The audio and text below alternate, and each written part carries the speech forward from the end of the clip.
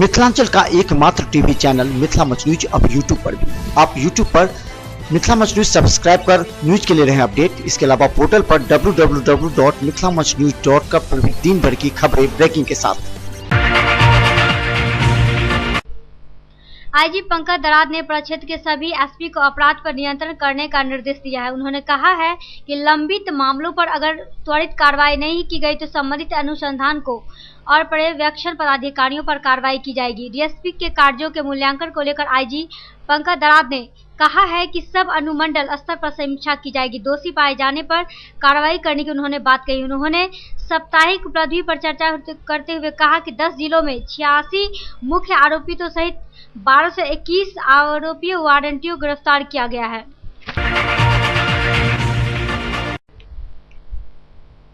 वहीं उन्होंने इसमें दरभंगा में 4 मुख्य आरोपित और 147 सामान्य आरोपितों को पकड़ा गया है। मधुबनी और समस्तीपुर में 13 मुख्य आरोपितों सहित क्रमशः 183 एवं 143 सामान्य आरोपितों को धर दबोचा गया है। सहरसा में 2 मुख्य आरोपितों सहित 72, सुपौल में 10 मुख्य आरोपितों सहित 233 और मधेपुरा में 4 मुख्य आरोपित सहित 69 सामान्य आरोपितों को गिरफ्तार किया गया।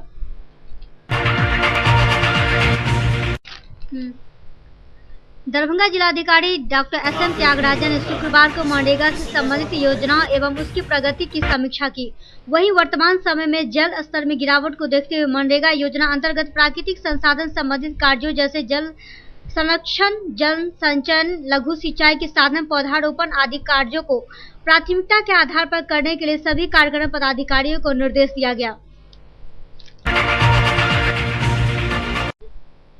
बता दें कि इस दिशा में अब तक कुल 102 पोखरों की स्वीकृति दी गई है, जिसमें से 94 योजनाओं में कार्य प्रारंभ है। कुल 7 योजनाएं पूर्ण हो चुकी है। इसमें 30.521 लाख मानव दिवस सृजन होगा और 70.12 लाख जिलाधिकारी ने कहा कि उड़ाही योजना अंतर्गत नहर पैन की कुल 100 योजना स्वीकृत है, जिसमें से 87 योजना प्रारंभ किया गया और 12 योजनाओं को पूरा कर लिया गया। इसमें 900.25 लाख व्यय होगा और 111 लाख मानव दिवस सृजन होगा। इसी प्रकार चेक डैम की कुल 37 योजनाएं स्वीकृत है, जिसमें से 13 योजना प्रारंभ की गई। अब तक 2 योजनाएं पूरी हो गई है और इसमें 0.25 लाख मानव दिवस सृजन होगा और 105.30 लाख का व्यय होगा। इसके अलावा मुख्य सचिव के निर्देश के आलोक में सभी प्राकृतिक जल स्रोतों को जीर्णोद्धार करने के निर्देश दिया गया। दरभंगा एसएसपी बाबूराम ने शुक्रवार की शाम डीएसपी कार्यालय पहुंचकर अनुमंडलीय पुलिस क्षेत्र के सभी थानों से संबंधित विभिन्न मामलों की गहन समीक्षा की। वहीं एसएसपी ने सभी थानों के विभिन्न कांडों से संबंधित आईओ और थानाध्यक्षों से मामले का निष्पादन के संबंध में कड़ी पूछताछ की और मामलों के निष्पादन में तेजी लाने का निर्देश दिया। वहीं एसएसपी ने कहा कि मामलों का निष्पादन करने में शिथिलता बरतने वालों को बख्शा नहीं जाएगा। एसएसपी ने कहा कि आपराधिक मामलों में त्वरित गति से कार्रवाई करने वाले थानाध्यक्षों को चिन्हित कर कड़ी कार्रवाई की जाएगी। साथ ही उन्होंने ये भी कहा कि सभी थानाध्यक्षों को असामाजिक तत्वों पर कड़ी नजर रखने का निर्देश दिया और कहा कि थानाध्यक्ष अपने अपने क्षेत्रों में नियमित रूप से वाहन चेकिंग अभियान चलाएंगे और रात्रि गश्ती करेंगे। बिहार विधान परिषद का उपचुनाव शुक्रवार को निर्विरोध संपन्न हो गया। जदयू के संजय झा और भाजपा के राधा मोहन शर्मा विधान परिषद के सदस्य निर्वाचित हुए। उपचुनाव में शुक्रवार को नाम वापसी का समय समाप्त होते रिटर्निंग ऑफिसर व विधानसभा के सचिव बटेश्वर नाथ पांडे ने दोनों सदस्यों को निर्वाचन का प्रमाण पत्र सौंपा। 2 सदस्यों के निधन से रिक्त सीटों पर चुनाव संपन्न हो गया। गौरतलब कि संजय झा वर्तमान में जदयू के राष्ट्रीय महासचिव है, जबकि राधा मोहन शर्मा भाजपा के प्रदेश महामंत्री हैं। संजय झा का कार्यकाल 6 मई 2024 तक, जबकि राधा मोहन शर्मा को 6 मई 2020 तक रहेगा। दोनों के निर्वाचन का प्रमाण पत्र चुनाव आयोग के पर्यवेक्षक संजय अग्रवाल तथा सहायक निर्वाची पदाधिकारी भूषण झा के समक्ष दिया गया। शनिवार को मिथिला विश्वविद्यालय के परीक्षा विभाग के द्वारा चल रहे स्नातक की परीक्षा के सत्र 2017 से 20 के छात्र छात्राओं के द्वारा हंगामा किया गया। छात्रों का कहना था कि हम लोगों की हिंदी की परीक्षा केंद्र के कॉलेजों के द्वारा नहीं ली गई है। जब हम लोगों ने अपनी रूटीन के हिसाब से 20 मई को परीक्षा देने गए तो कॉलेज ने कहा कि एग्जाम 1 जून को होगा।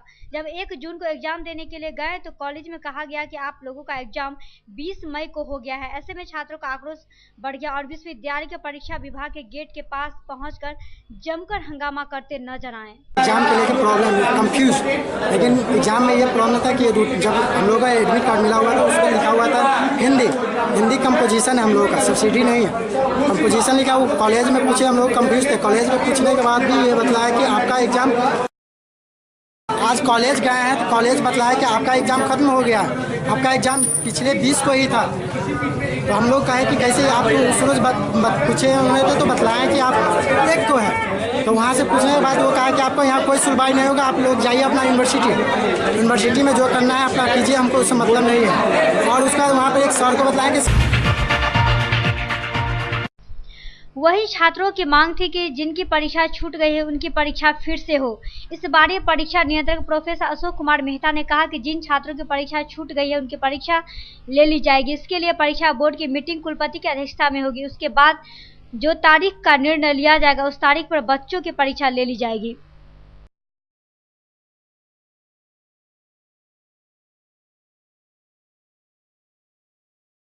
वैसे छात्र अपनी बात को रखने के लिए ताहुल है, जो हम लोगों की परीक्षा छूट गई है इसकी व्यवस्था की जाए। मैं प्रतिकुलपति से और कुलसचिव तो नहीं है उसको जो कही, उसमें कंपोजिशन लिखा हुआ है, कंपोजिशन हिंदी। कंपोजिशन हिंदी का अर्थ ही होता है कि वो जो बच्चे अनिवार्य रूप से विषय रखते हैं, लगता है कि बच्चे गलत कर रहे हैं, लेकिन यह भी कोई प्रमाण मेरे पास नहीं है कि कोई कॉलेज या किसी ने ऐसा लिखित दिया है। लिखित नहीं दिया, लेकिन कॉलेज घोषणा अगर नहीं हुई तो नहीं, वो तो सोमवार को हो जाएगी।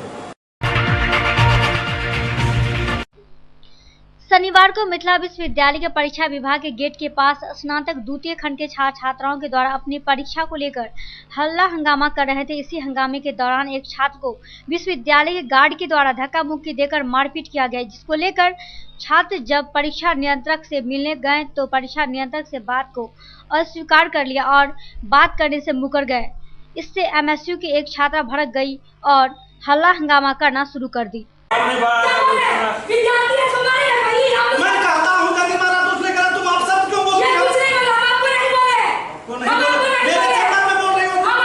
करने के लिए गए थे, यहाँ से हमको परमिशन मिला गार्ड से, जो एक आदमी जा सकते हैं। हम वहाँ से बात करके आए तो उन्होंने बताया इस बार आप लोग प्रमोटेड हो गए, आप लोग जाइए साथी लोग को बता दीजिए यहाँ पे हल्ला न करें। हम वही बताने के लिए आ रहे थे, ये लोग नारा लगा रहे थे, ठीक है ना। नारा के चक्कर में इतना गेट खुला, ये भाई साहब हमको यहाँ तक छोड़े, ठीक है ना। उस पर गार्ड जो है तो हल्ला किया कोई और हमको गर्दन पकड़ के वहाँ धकेल दिया और 2 थप्पड़ हमको मारा। उसी कक्ष में संतोष कुमार यादव, एससीएस कॉलेज दरभंगा। माह रमजान का आज 26वां रोजा समाप्त हो गया। वहीं रमजान को लेकर छोटे छोटे बच्चों में काफी उत्साह देखा जा रहा है। ईद आने को कुछ ही दिन रह गए हैं। ईद को लेकर रोजेदारों के बीच खरीदारी तेज हो गई है। शनिवार को रोजेदारों के द्वारा सेवई, लच्छे एवं खजूर की खरीदारी की गई। इस बारे में दुकानदार का कहना था कि खरीदारी तो जोर पकड़ने लगी है, लेकिन जिस प्रकार से ग्राहकों को आना चाहिए उस प्रकार से नहीं आ रहे हैं। क्या रहा दाम, क्या रहा दाम? डिफरेंट टाइप्स ऑफ लच्छा है, तो सबका दाम अलग अलग है। दरभंगा वही लच्छा है, पटना का भी है और आपको कलकत्ता का भी है, बनारस का भी है। कितने तो से मिनिमम कितने लच्छा, तक का? मिनिमम रेट लच्छा का जैसे 50 रुपये किलो है और महंगा से महंगा घी का लच्छा है 300 रुपये किलो है। और घी का भी है, घी का भी लच्छा 300 रुपये। सबसे सस्ता बोरा वाला आता है, वो आपको 60 रुपये 70 रुपये किलो मिल जाता है आराम से। और महंगा मेरे पास इस बार खजूर मंगवा है, अजवा है, कीमिया है। इस बार कीमिया का सेल बहुत अच्छा रहा और आपको सबसे महंगा खजूर मेरे पास इस बार 900 रुपये किलो का खजूर था दरभंगा में। खजूर और लच्छे के अलावा और कुछ क्या दिख रहा है? ड्राई फ्रूट के भी बहुत अच्छा सेल है। मैं ड्राई फ्रूट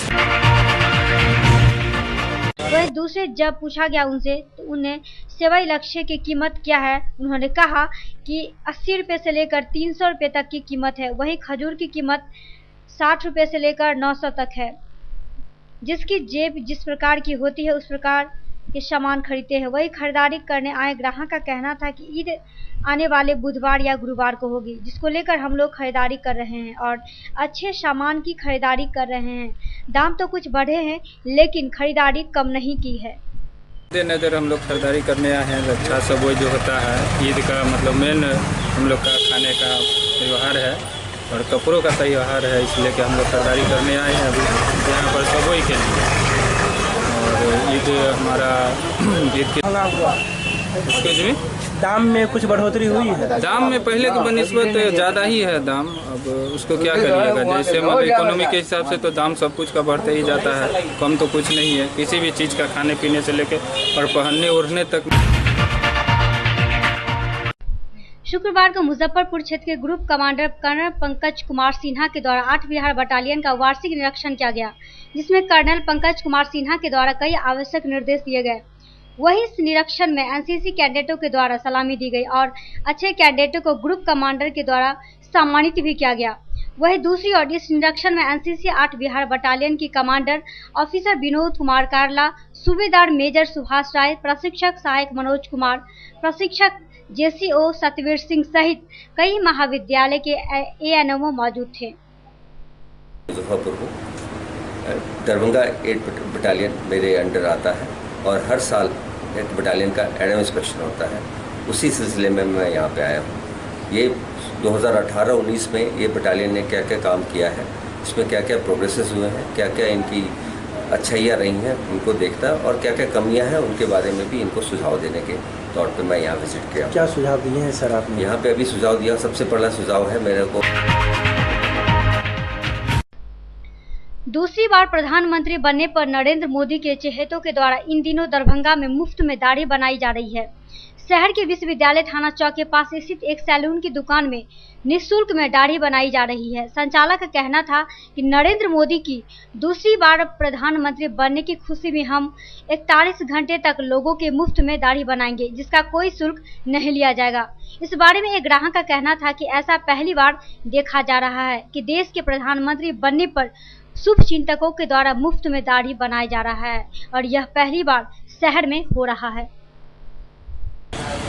प्रधानमंत्री दोबारा बनने की खुशी में हम 35 घंटा से 41 घंटा का माहौल दिए हैं दाढ़ी केवल बनाने के लिए।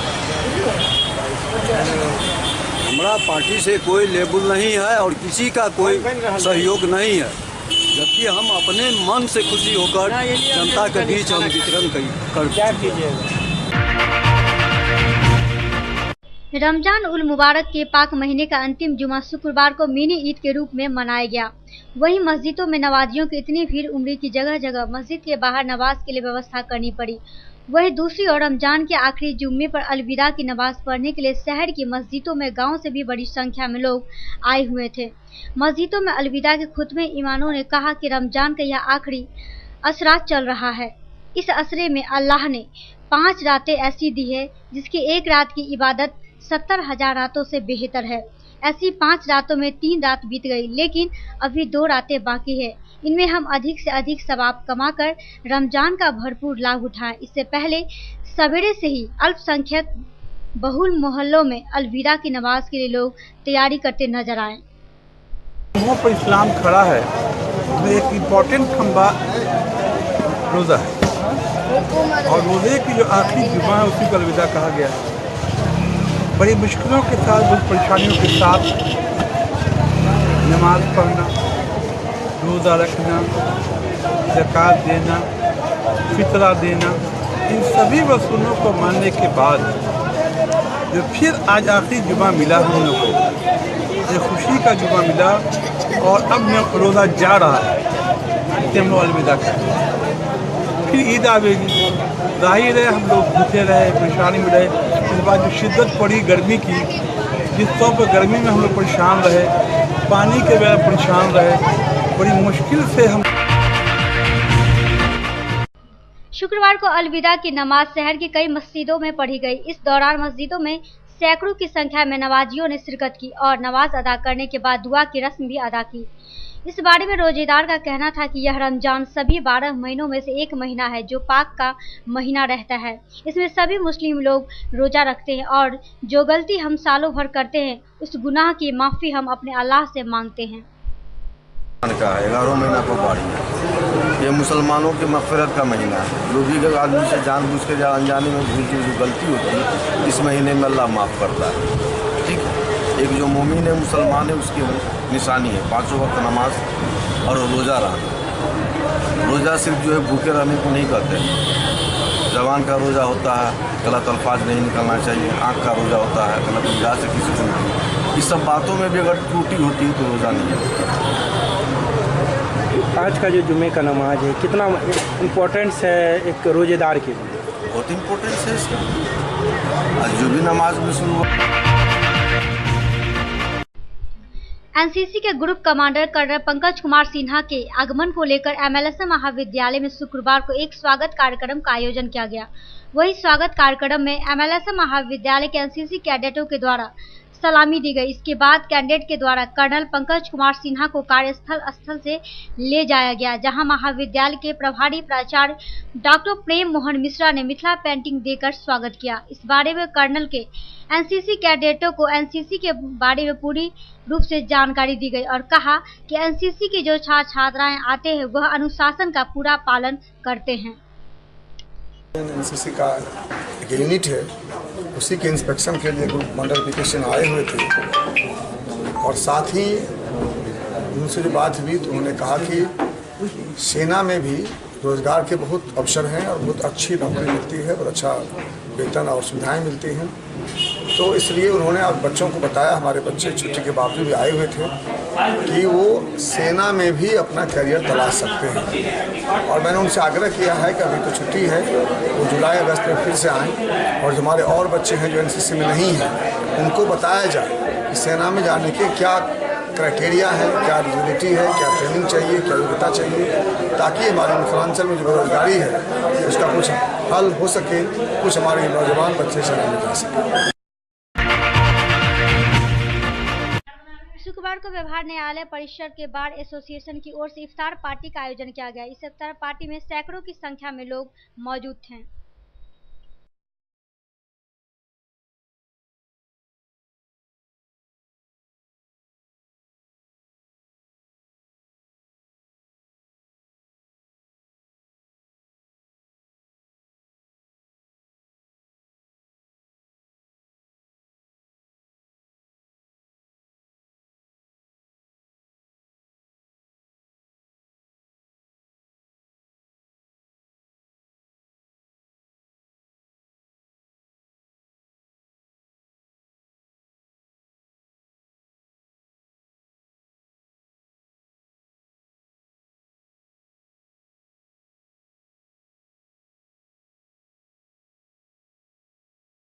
उनकी ओर से वकालत खाने में इफ्तार पार्टी का आयोजन किया गया, जिसमें वकालत खाने के सेक्रेटरी काफ़ी पेश रहे, पेशेंट बीमार से नहीं आ सके, डिस्ट्रिक्ट जज रहे, एडिशनल जजेस रहे, सारे मजिस्ट्रेट शामिल हुए और जितने भी अधिवक्ता मुसलमान हिंदू दोनों हैं वो शामिल होकर इस काम को आयोजन को अंजाम दिया। खैर खूबी के साथ इफ्तार पार्टी संपन्न। गंगा यमुनी तहजीब का एक मिसाल है, आज से नहीं, और समझते हैं कि हमने जब से ज्वाइन किया तब से हम देखते आ रहे हैं। 2 पर्व हम लोग खास तौर से बनाते हैं, एक इज्तिमाई इफ्तार रमज़ान के महीने में और एक होली। ये दोनों इंतज़ाम हम लोग के हाथों से होता है और हम लोग मिलजुल करके होली भी खेलते हैं, इज्तिमाई इफ्तार में भी हम लोग शरीक होते हैं। यही विशेषता है हमारे वकालत खाने की कि यहाँ कोई जात पात, कोई धर्म के नाम पर कोई विचारहीन बात नहीं होती है। यहाँ हम लोग सहृदय हैं, एक दूसरे के धर्म को का सम्मान करते हैं और हमारी यही ये। शुक्रवार को कमर्शियल चौक से दुर्गा चाउमीन की ओर से दूसरी बार नरेंद्र मोदी को भारत के प्रधानमंत्री बनने की खुशी में बच्चों, बूढ़े, नौजवानों के बीच बर्गर चाउमीन निःशुल्क में खिलाया गया। इस मौके पर डरहार निवासी मुकुल झा ने कहा कि हम लोगों में खुशी है कि नरेंद्र मोदी एक बार फिर प्रधानमंत्री बने हैं। चाउमीन बर्गर क्यों बांट रहे हैं फ्री में? मोदी जी के दोबारा सरकार में आने के लिए हमें खुशी है कि मोदी जी दोबारा सरकार में आए हैं। आने वाले टाइम में जो अच्छे दिन बहुत ज़्यादा ही आएंगे। इस खुशी में हम अपनी तरफ से चाउमीन बर्गर जनता में बांट रहे हैं और इसमें किसी विपक्ष पार्टी का किसी का कोई समर्थक नहीं। हम अपने दम पे अपने हिसाब से कर रहे हैं, बस जनता का सपोर्ट है, और कुछ नहीं। जनता के सपोर्ट के लिए कर रहे हैं। क्या नाम हुआ? मनीष कुमार मिश्र। गुरुवार की देर शाम महापौर बैजयंती देवी खेड़िया के आवास पर इफ्तार पार्टी का आयोजन किया गया। इफ्तार रोजेदारों के साथ विभिन्न वार्ड के वार्ड पार्षद, वार्ड के प्रतिनिधि सहित आम लोग मौजूद थे जो इस इफ्तार पार्टी में शरीक हुए। वहीं इस बारे में महापौर बैजयंती देवी खेड़िया ने कहा कि हमारे आवास पर कई वर्षों से इफ्तार का आयोजन किया जा रहा है, जिसमें शहर के कई आम और खास लोग मौजूद होते हैं जो एक समान एक साथ बैठकर इफ्तार करते हैं। यह हम लोगों को भाईचारे के अलावा एकजुटता का संदेश देती है। हम हर साल ईद के मौसम, ये रमज़ान का जो महीना होता है, ये बहुत ही पवित्र महीना रहता है और हम लोग भाईचारा निभाते हुए हिंदू, मुस्लिम, सिख, ईसाई आपस में हैं, सब भाई भाई। इसी का हम लोग परंपरा के हिसाब से हम लोग काम करते हैं और हर साल हम लोग इफ्तार पार्टी देते हैं और हम लोग को इफ्तार पार्टी देने में हम लोग को बहुत सुकून मिलता है। किन लोगों को बुलाते हैं? जो भी आ जाए हम लोग उसका स्वागत करते हैं कि भाई आप अपने जितने भी लेके आ सकते हैं आप लेके आए। इसलिए हमारा कोई ये नहीं रहता हम इनको कहीं जा सकते हैं। हम लोग सब शहरवासी का सबका स्वागत करते हैं, जो भी आ जाए वो हमें स्वागत। इफ्तार पार्टी का आयोजन किए हैं और हम सभी मुस्लिम भाइयों से हम मधुबनी जिले के फुलपरास थाना अंतर्गत पावर ग्रिड के NH57 पर एक सवारी बस अनियंत्रित होकर पलट गई। वहीं पटना से अररिया जिले बस जा रही थी कि अचानक ड्राइवर अनियंत्रित हो गया और बस NH57 पर पलट गई, जिसमें 3 यात्री की मौके पर ही मौत हो गई और दर्जनों यात्री गंभीर रूप से जख्मी हो गए। हालांकि पुलिस को सूचना मिलते ही पुलिस मौके पर पहुंची और घायल यात्रियों को स्थानीय अस्पताल में भर्ती कराया। वहीं दूसरी ओर मृतक यात्रियों के शव को अपने कब्जे में लेकर पोस्टमार्टम के लिए सदर अस्पताल भेज दी। अब सवाल यह है कि ट्रैफिक व्यवस्था नहीं होने के कारण सड़क दुर्घटना होती है और यात्रियों की मौके पर ही मौत हो जाती है। वहीं दूसरी सवाल यह है कि सरकार को चाहिए कि रात्रि बस सेवा देने वाले पर अंकुश लगाए। मधुबनी जिले के झंझारपुर उपकारा में स्थानीय प्रशासन ने छापेमारी कर 4 मोबाइल, गुटखा, बीड़ी सहित कई आपत्तिजनक सामग्री बरामद किया है। वहीं दूसरी तरफ झंझारपुर अनुमंडल पदाधिकारी के अनुसार बरामद सामान की जब्ती सूची बनाकर झंझारपुर थाने में जेल प्रशासन के द्वारा प्राथमिकी दर्ज कराई गई है। छापेमारी में झंझारपुर SDO, DSP सहित 4 थाना के पुलिस मौजूद थी। हाँ जी, आज देखिए विभागीय एवं जिला पदाधिकारी महोदय के निर्देशानुसार उपकारा झंझारपुर में भी अनुमंडल पुलिस पदाधिकारी और हमारे नेतृत्व में छापेमारी की गई, जिसमें 4 थानों की भी फोर्स के साथ सभी SHO को भी बुलाया गया था। उस छापेमारी में कुछ मात्रा में संदिग्ध एवं प्रतिबंधित वस्तुएं जैसे कि जर्दा, खैनी, सिगरेट आदि कुछ मात्रा में बरामद हुए हैं। साथ ही 4 मोबाइल फ़ोन भी इस छापेमारी में आज बरामद किए गए हैं, जिस पे आगे की कार्रवाई की जा रही है। मोबाइल में कोई नाम तो मोबाइल में भी जैसा कि 1-2 जगह फ़ोन मिला के भी देखा गया तो वहाँ से कोई रिस्पॉन्ड नहीं किया गया, तो जो सिम कार्ड के मालिक हैं। मधुबनी जिले के झंझारपुर SDO अंशु अग्रवाल अपने सभा कक्ष में शुक्रवार को 7 निश्चय योजना के कार्यों की समीक्षात्मक बैठक की। बैठक में सभी 4 प्रखंड के वीडियो, पंचायत सेवक एवं कनीय अभियंता मौजूद थे। बैठक में SDO ने 7 निश्चय के तहत विभिन्न वार्डों में हो रहे नल जल योजना में तेजी लाने का निर्देश दिया। SDO ने कहा कि कई वार्डों में संवेदक द्वारा गुणवत्तापूर्ण काम नहीं किए जाने तथा आधे अधूरे काम किए जाने की जानकारी मिल रही है। जवाबदेह अधिकारी कार्यस्थल पर पहुंचकर किए गए कार्यों की स्थलीय जांच करें। जहां कहीं भी काम में लापरवाही और अनियमितता दिखती है वहां कार्रवाई करना सुनिश्चित करें। कार्य क्रियान्वयन समिति के सचिव एवं पंचायत सेवक की भूमिका भी इस कार्यों में काफी गंभीर है। जिस वार्डों में कार्य में गड़बड़ी पाई जा रही है वहां पंचायत सेवक पर प्रपत्र कर गठित करने की कार्रवाई वीडियो सुनिश्चित करें। साथ ही संबंधित संवेदक पर प्राथमिकी दर्ज करा हुए किसी भी हाल में कार्य में लापरवाही बर्दाश्त नहीं की जाएगी।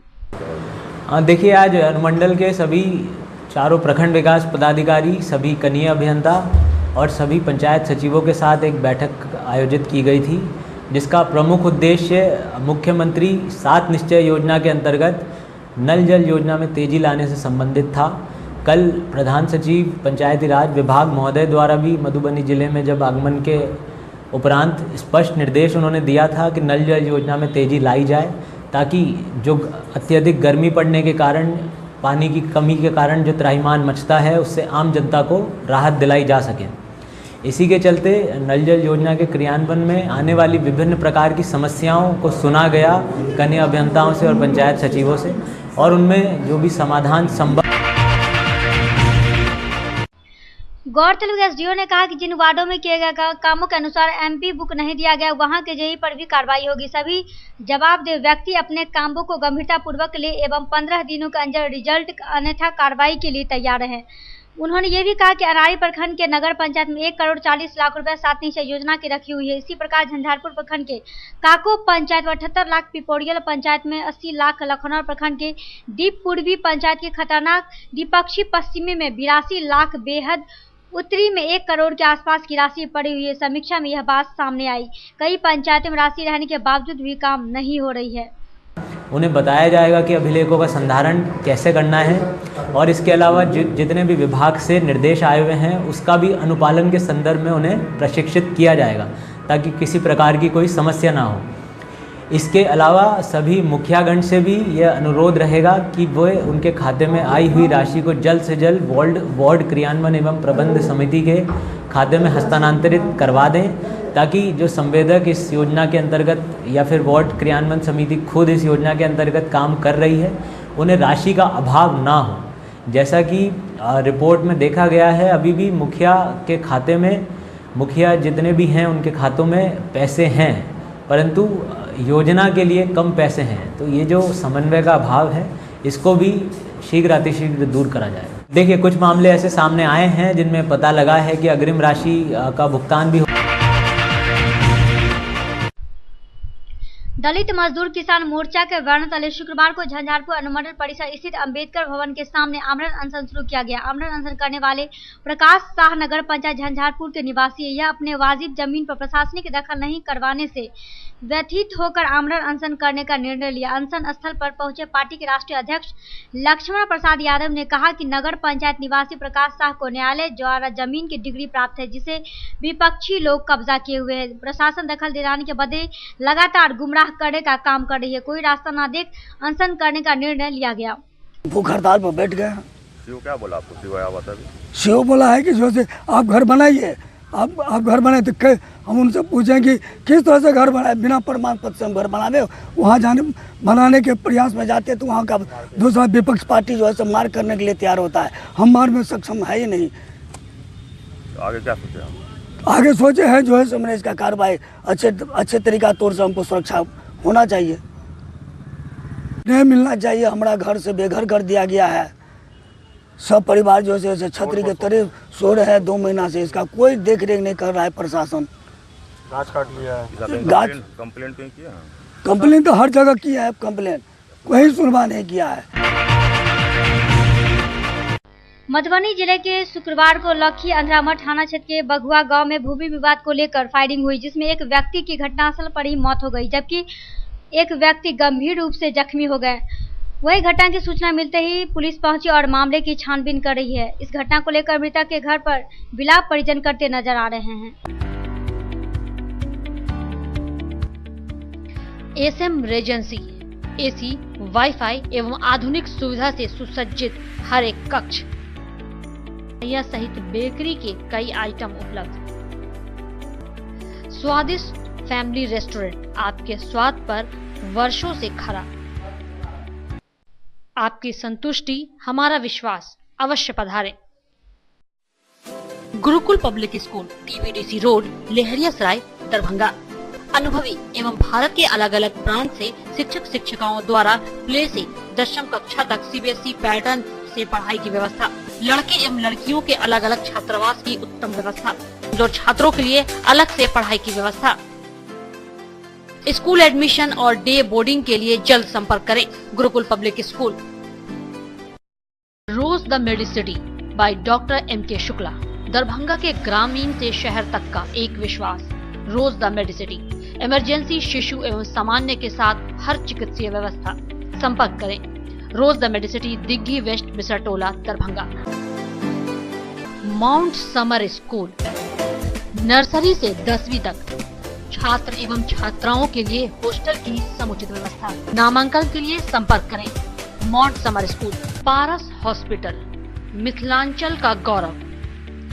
आउटडोर में विशेषज्ञ चिकित्सकों की सुविधा। गंभीर मरीजों के लिए हाईटेक इमरजेंसी, हर सुविधाओं से lace.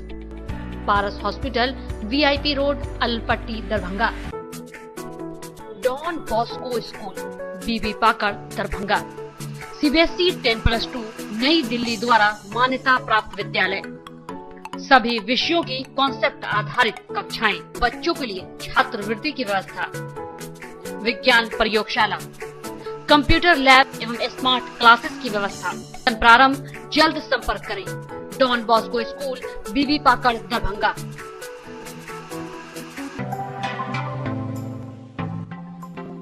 Metro test tube baby centre, Bakarganj Daru Bhatti चौक के आगे, बिहार स्टेट हाउस के सामने। बिहार का पहला अत्याधुनिक IVF लैब दरभंगा में। इमरजेंसी सेवा के साथ सभी स्वास्थ्य सेवा उपलब्ध। संपर्क करें metro test tube baby centre. DAV public school, Sara Mohanpur, Darbhanga. 10+2 स्तरीय शिक्षा, CBSE से संबद्ध, गुणवत्तापूर्ण शिक्षा एवं विद्यार्थियों के सर्वांगीण विकास हेतु प्रतिबद्ध। सत्र 2019-20 के लिए नामांकन प्रारंभ। संपर्क करें DAV public school, Sara Mohanpur, Darbhanga. Saint Columbus English school, Shivaji Nagar, Darbhanga. निःशुल्क कंप्यूटर शिक्षा, स्मार्ट क्लासेस की विशेष व्यवस्था, उर्दू के पढ़ाई की विशेष व्यवस्था, वाहन की व्यवस्था, मार्शल आर्ट की स्पेशल ट्रेनिंग की व्यवस्था, गरीब एवं मेधावी स्टूडेंटों के लिए निःशुल्क शिक्षा की व्यवस्था, CCTV कैमरा द्वारा आपके बच्चे की सुरक्षा की विशेष व्यवस्था। नामांकन के लिए संपर्क करें सेंट कोलंबस इंग्लिश स्कूल,